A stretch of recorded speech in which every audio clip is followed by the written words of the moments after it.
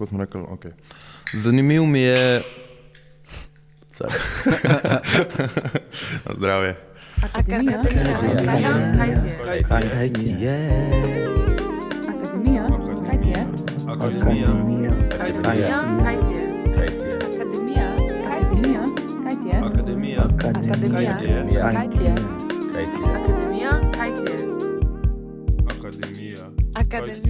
Kaj ti je? Pozdravljeni o poslušanju podcasta Akademija, kaj ti je, ki nastaja ob 80. obletnici delovanja Akademije za likovno umetnost in oblikovanje Univerze v Ljubljani. Moje ime je Tine Lisjak, sem le eden izmed otrok Akademije in pogovarjal se bom z marsikaterim drugim. V goste prihajajo aktualni, bivši in večni študentje oziroma študentke, aktivni pedagogi in pedagoginje, nekdanji profesori in profesorice in nekega dne profesori, ter pravzaprav vsi ostali, ki jim kratica UL ali UO nekaj pomeni. S podcastom raziskujemo različne poglede, izkušnje, želje in napovedi v povezavi z Akademijo. Z vsakim izmed gostov se bom pogovarjal o preteklosti, sedanjosti in prihodnosti Akademije, seveda skozi prizmo vsakega posameznika oziroma posameznice, saj je že po pisanosti Akademije jasno, da ima ta mnogo preoblek. Danes se nam je pridružil Emil Kozole. Emil Kozole je slovenski grafični oblikovalec in tipograf, rojen leta 1991, ki deluje na presečišču oblikovanja, tehnologije in družbeno-političnih tem. Njegovo delo pogosto raziskuje teme, kot so digitalni nadzor, spletna identiteta in jezik, pri čemer uporablja tipografijo in kodo kot ustvarjalno orodje. Magistriral je iz komunikacijskega oblikovanja na priznani šoli Central St. Martins v Londonu, je soustanovitelj oblikovalskega studija Ljudje in umetniškega kolektiva Fresh Trash, hkrati pa kot predavatelj deluje na Akademiji za likovno umetnost in oblikovanje v Ljubljani. Njegova dela so bila razstavljena na številnih domačih in mednarodnih razstavah ter objavljena v uglednih publikacijah kot so Wired, Le Monde in Der Spiegel. Emil, pozdravljen. Žive. Kako ti je všeč opis, ki ga je zate sestavil ChatGPT? Zelo točen je, ampak tako, mislim, da je prepisan iz nekega mojega biota, ki sem ga nekje objavil na internetu. Tako da, vsaj zanimivo mi je, da se ni izmislil nič, no, kar ponavadi ChatGPT, kar rad kaj dodaše. A si tudi malo razočaran, da se ni česa izmislil? Pa ne vem, mislim, meni se zdi v redu. Za današnje potrebe bo super. Super, me veseli. Tako, začela bova z najnim pogovorom, ki se giblje, kot veš, o Akademiji, katere del si že nekaj časa, najprej kot študent, zdaj tudi kot pedagog.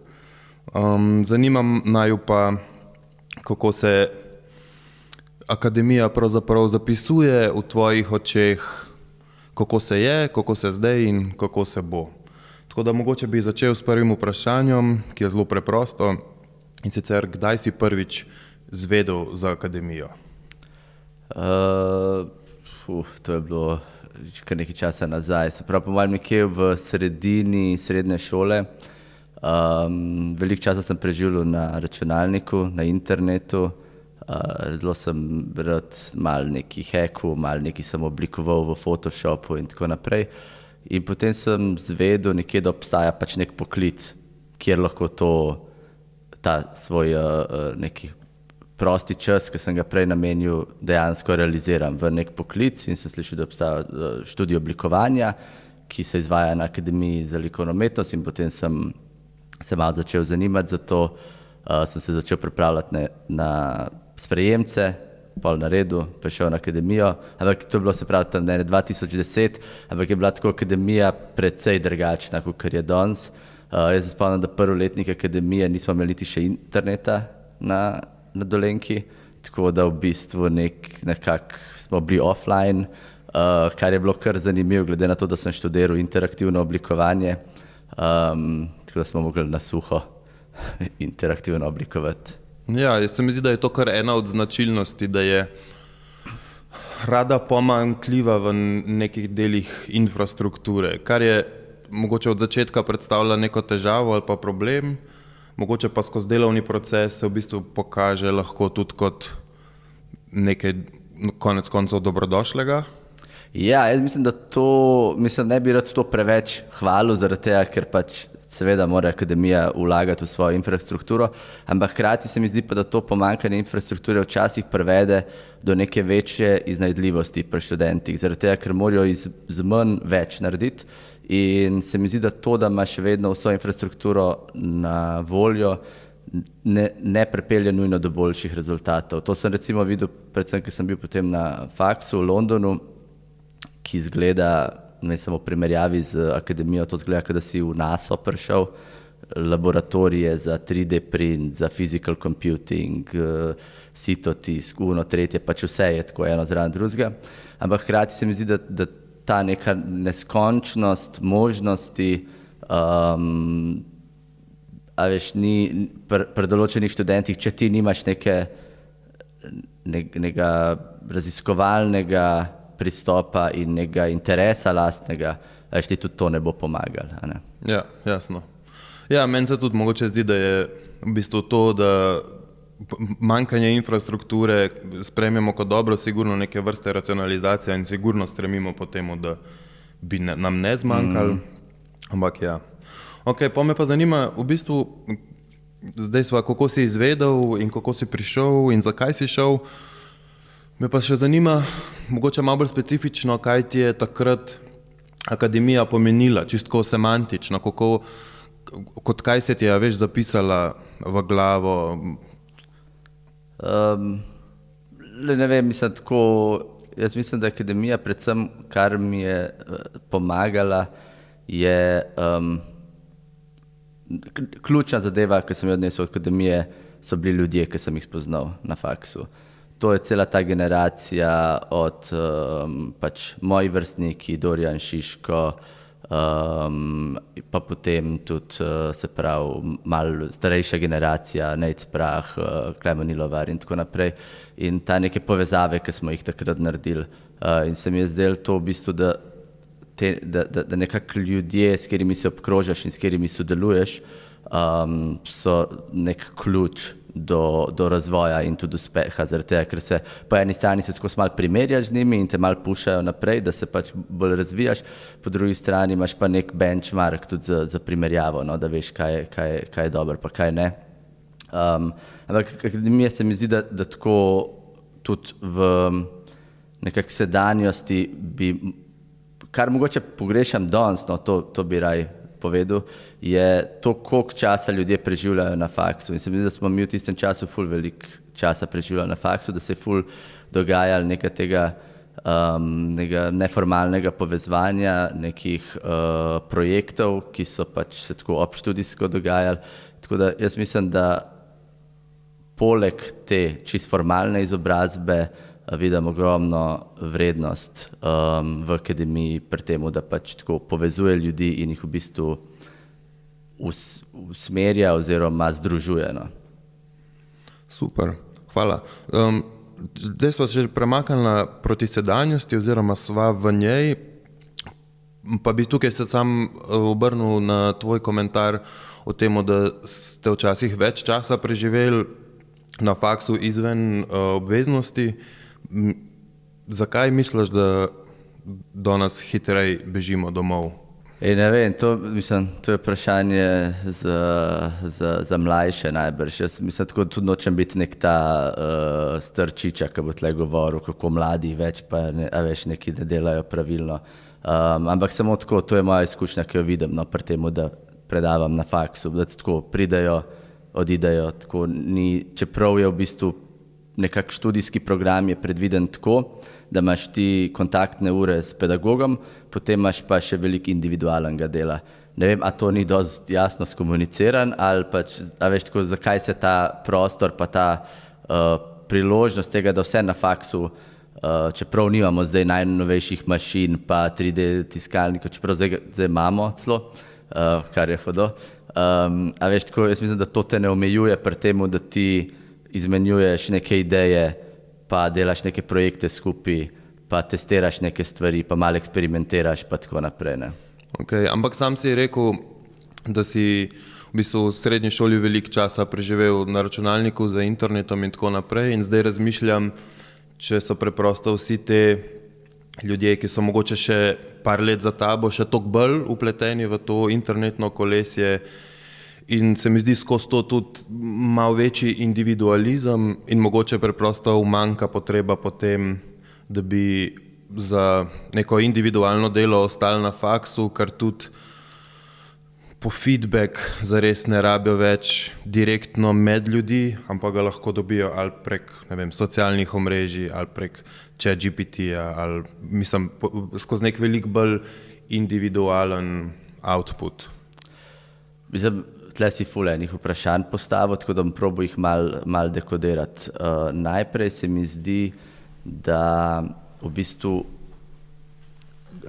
glede nekega feedbacka, jaz mislim, da opažam, da obstaja tako skoraj, da ne nek krč pri temu, da študenti objavljajo svoja dela na internet. Predvsem tudi povezan se mi zdi s tem, da je pač ta internet nekako od te utopije, ki smo jo imeli 20 let nazaj, da bo to neko ful kreativno orodje, kjer bomo lahko izmenjevali ideje in tako naprej, rato totalno korporatiziran in v bistvu vse, kar danes dajemo gor, na nek način puščamo neke sledi in se potem sprašuješ, a hočeš to delati in tako naprej.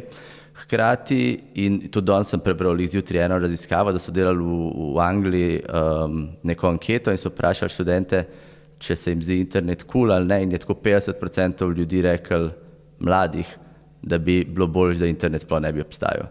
A veš, tako da to se mi zdi kar tako radikalni nek shift v tej mentaliteti, ki smo jo mi imeli do interneta. Meni to mi je bila tako neka cyber utopija, a veš, tako wow, le to orodje, vse se da, vse lahko delamo tle gor, kar naenkrat lahko komuniciram z ljudmi, lahko oblikujem tle, lahko izmenjujem neke stvari, lahko publisham svoje delo. In to se mi zdi, da se malo obrača, ne. To se mi zdi, da se malo obrača od tega, da je tako, mogoče pa to, da vse dajemo na internet, da skozi publishamo svoje delo, da skozi publishamo svoje fotke, mogoče to ni najboljš, tako da razumem to. Hkrati se mi zdi pa tudi ta krč tega, da ti objaviš svoje delo, ker si kar naenkrat izpostavljen, lahko dobiš neke negativne komentarje, lahko se pač usuje neka debata, ki mogoče ni najbolj prijetna, in to se mi zdi, da mogoče pa tudi tam sodobna generacija ima nek odpor oziroma strah do tega. Tako da jaz mislim, da tle pa pride akademija lih kot neko to rešitev, kjer v bistvu ti lahko v krogu nekih vrstnikov, ki so v istem, kot ti, z njimi se nekako pogovarjaš, z njimi si kažeš svoje delo, reviewjaš, dobivaš neke komentarje, dobivaš nek feedback in pa s pedagogi. In tle se mi zdi zelo pomembno razumeti tudi vlogo pedagogov, ki ni tako, da veš, dobimo neke komentarje in zdaj moramo narediti točno tako, kot so si oni zamislili, ampak je tako, moja naloga kot pedagog je, da ti dam neke usmeritve, tvoje kot študent je, da vzameš od tega, kar hočeš in s tem narediš, kar hočeš. To je tvoje delo na koncu, ne? In mislim, da veš, rezultat posameznega projekta ni to, da oziroma cilj projekta ni to, da zadovoljiš profesorja, ampak to, da ti narediš pač neko delo, na kjer ga boš ponosen. A se ti zdi, da je veliko del narejenih z agendo zadovoljiti profesorja? Ja, veliko del mislim, da je z agendo narejenih kot samo, da gremo narediti ta predmet. In to se takoj pozna. Pač tako, mislim, neka stvar, na katero sem alergičen in tako ne misli, da pedagogi tega ne prepoznajo. Veš. Se mi zdi, da smo tako zelo liberalni na tem faksu, kar se tiče ocen.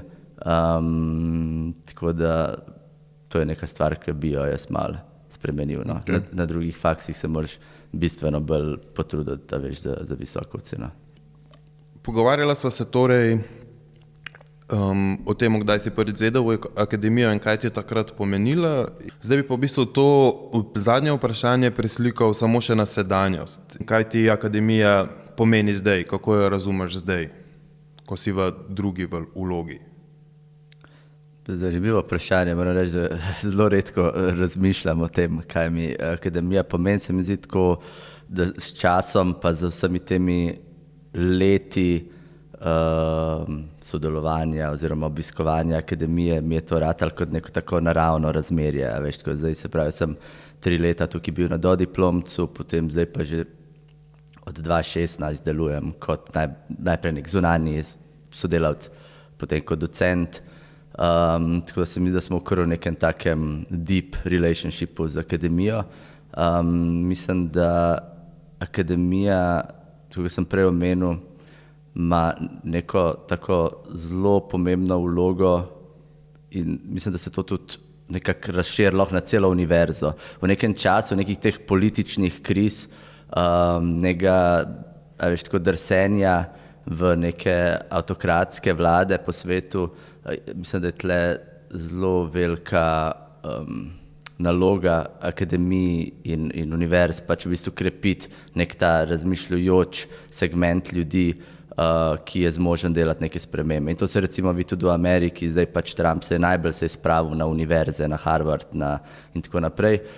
In se mi zdi, da to je nek prostor, ki je še en zadnjih neskorporatiziranih prostorov, ki obstajajo v svetu. A veš, kot ne vem, mlad človek, zunaj se lahko gibaš, to je pa pol to, že v lokal, ki greš takoj, pač padeš v neke strukture. Tle se mi zdi, da akademija ima to ta privilegij in to možnost, da kot študent, da si res vzameš, da se nekako ne izoliraš, no, ampak da si vzameš ta 3 ali pa 5 let in da ne razmišljaš o temu, kaj bo nujno pol. In jaz tudi ne verjamem v to, da pač je naloga akademije, da to, da te mora pripraviti na trg. Mislim, da boš čist preveč enega časa potem kasneje v življenju preživel na naročniških nekih korpo projektih, ampak da v bistvu ta čas nameniš temu, da res raziskuješ nek svoj izraz, nek brusaš svoje možgane, svoje razmišljanje, da testiraš stvari, eksperimentiraš in da delaš neke stvari, ki drugače ali ne boš imel časa, ali ne boš imel energije, ali pa ne boš imel neke infrastrukture, da bi lahko to delal. Tako da to se mi zdi, da je akademija. No? Okay. Jaz te poznam kot zelo angažiranega posameznika, čist nasplošno, od soorganiziranja poletne šole do organiziranja izletov s prijatelji. Se mi zdi, da si vedno za stvar, vedno hands-on. Pa me zanima, če razumeš tudi akademijo kot okolje, kjer je ta angažma dobrodošel in ne samo dobrodošel, ampak ima moč uskliti oziroma se razvijati v nekaj konkretnejšega. Ja, mislim tako, meni se zdi, da zdaj govoril bom iz te neke svoje perspektive, iz recimo oblikovalske. Se mi zdi, da naloga oblikovalca danes ni več ta nek veliki mojster ala Plečnik, ki sedi tam v svojem studiu in ljudje prihajajo k njemu in on potem pač jim daje, pač veš, riše to v svoji pač temni sobi, ampak je v bistvu naloga nekega oblikovalca, da je nek povezovalec, nek komunikator, nekdo, ki razume različne ljudi in v bistvu zna. Veš, danes tudi recimo umetna inteligenca pride v to debato.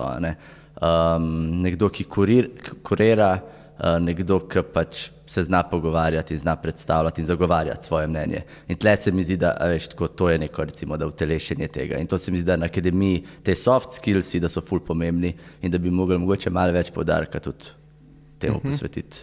Ja, se mi zdi, da se tudi predvsem na magisteriju grafičnega oblikovanja ukvarjate s kar relevantnimi nalogami, projekti, modeli, kakor se pravi, nočem reči, da ne gre tukaj za neko mešanje megle, ampak dejansko pristopite do nekega relevantnega ali problema ali tematike in jo poskusite na čim bolj uspešen način rešiti oziroma se je lotiti. Ja, meni se zdi, da mora biti oblikovanje pač odzivno in da se mora odzivati na neke teme, ki so družbene, ki so politične, ki so javne in da ne more delovati neodvisno od tega. No, mislim, tako, valjda obstajajo pač, ne vem, oblikovalci, ki jih ful cenim, ki delajo, ne vem, izključno samo ful lepe knjige, ampak jaz mislim, da to ne verjamem, da je to naloga akademije, da te to naučijo. Ne? Pač naloga akademije je, da te naučimo razmišljati, ti se pa nauči valjda teh tehničnih veščin. Bi pa mogoče na tem momentu rad eno reklamo dal za novo študijsko smer, ki jo odpiramo zdaj in se bo začela zdaj z oktobrom. Sicer gre za magistrski študij interaktivnega oblikovanja, kjer pa nekako bomo te prakse vzeli, ki smo jih pač v preteklosti furali na grafičnem oblikovanju in bojo v bistvu še malo bolj nekako opremljene z novimi tehnologijami, z novimi mediji, z nekako tem, da se probamo spet nekako oddaljiti od teh klasičnih oblikovalskih formatov, ampak da iščemo da uporabljamo oblikovalske metode, hkrati pa delamo neke zanimive in eksperimentalne projekte. Hvala za reklamo, hudo. Ja. Kakšno vlogo pa tukaj igra špekulativnost? Čakaj, še enkrat bom, ko sem se zatrnil. Kakšno vlogo pa tukaj igra špekulativno oblikovanje?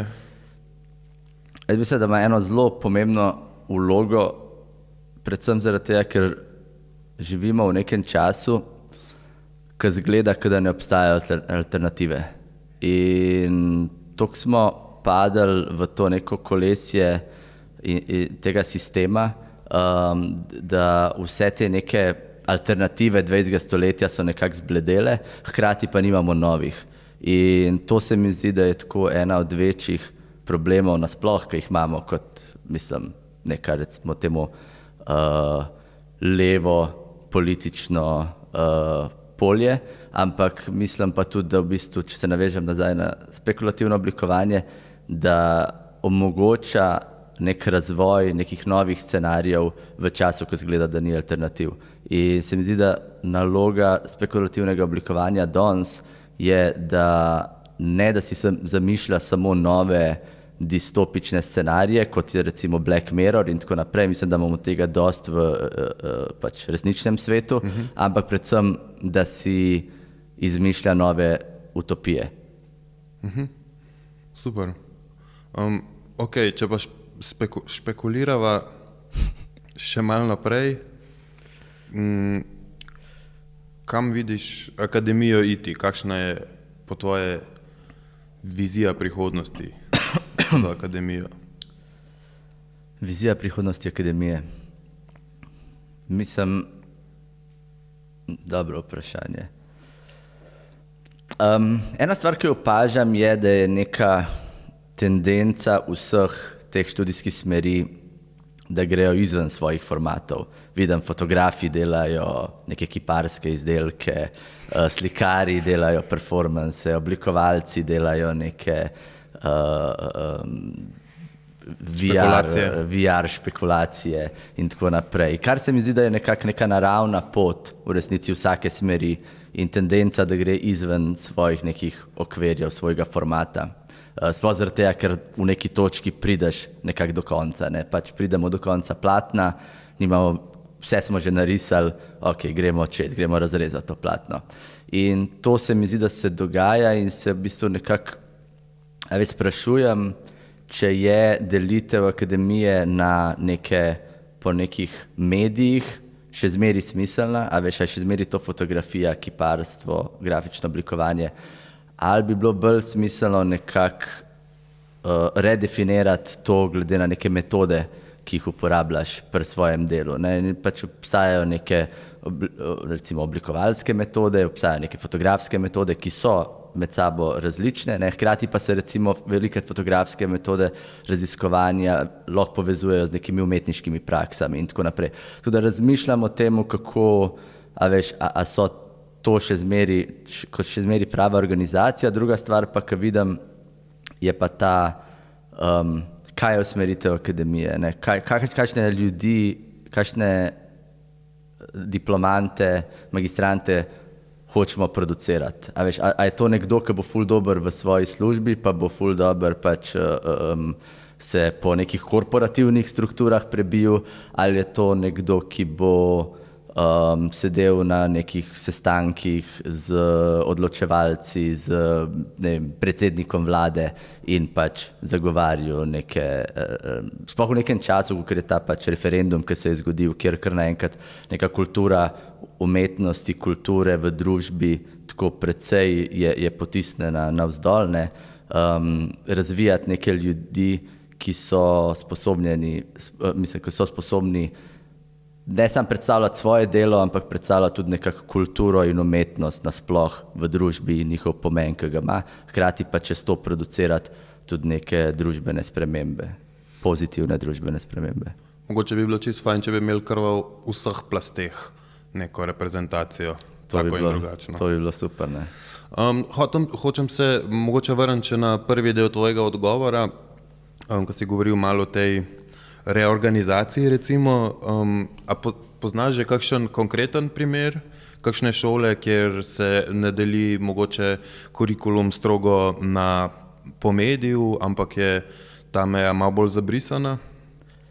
Mislim, nekako trend zdaj v tujini, sploh recimo v Angliji pa v Ameriki, je to, da se konstantno odpirajo nove smeri. In te smeri, v bistvu vsaka neka ključna beseda, ki se zgodi, VR, nova smer, neki critical design, nova smer, ne vem, AI and design, nova smer. To se mi tudi zdi, da mogoče ni čist prav pristop, ne, zaradi tega, ker oni v bistvu zadnji je pač neka ta tržna logika tega več smeri, ki imamo, bolj, ki so trendi, več lahko pač prodamo. Pa hitro pride do tega zapopadanja, pa še vse je na koncu v bistvu, vse, kar si zdaj omenil, je v bistvu, ko bi lahko delili na svoj medij. Sicer zelo novodobni, nov medij, ampak ipak VR medij, AI bi lahko tudi, mu rekel, medij. Sej to, ja. Tako da ne vem, mislim, da v bistvu, da je neka pot prihodnosti bolj v združevanju teh smeri, bolj kot razdrobljenju. Ne, da gremo zdaj grafično oblikovanje razdeliti na oblikovanje knjige, oblikovanje plakatov, oblikovanje znakov, identitet in tako naprej, ampak da v bistvu rečemo oblikovanje. Pač greš študirati oblikovanje. In jaz mislim, da je to čist dosti in da veš, na koncu niso bistveno drugačni neki pristopi in metode, a oblikuješ nek digitalni sistem, nek umestnik, ali oblikuješ nek fizičen izdelek, ali pa oblikuješ neko identiteto. Ne. Tako da to se mi zdi, da je neka prihodnost. No. Ok, mogoče še za konec se dotakneva še teme zgradbe akademije. Zdaj trenutno sva na eni izmed 3 lokacij, pa me zanima, kako si ti tekom svojega študija in zdaj pedagoškega udejstvovanja doživel te vse različne lokacije akademije in koliko bi ti pasal, oziroma a bi sploh ti, da se to vse enkrat postavi pod isto streho? Mislim, da so še malo več, kot sam 3. Mi smo sicer tamle izolirani na Dolenjki, tako da večina mojih izkušenj izhaja iz te Dolenjke, ki je pač ima neke svoje probleme, ampak hkrati ima pa tudi nek čar. Mislim, da sem full fan tega dvorišča, ki je tam sploh recimo, kadar imamo poletno šolo, pa so lahko tam neki dogodki, pa neka druženja, pa tako naprej. Mislim, da to pride zelo prav. Valjda, mislim, bi si pa želel tudi neke novejše prostore, sploh zdaj, ko bomo pač šli v ta interaktivno oblikovanje, bomo definitivno podhranjeni z infrastrukturo.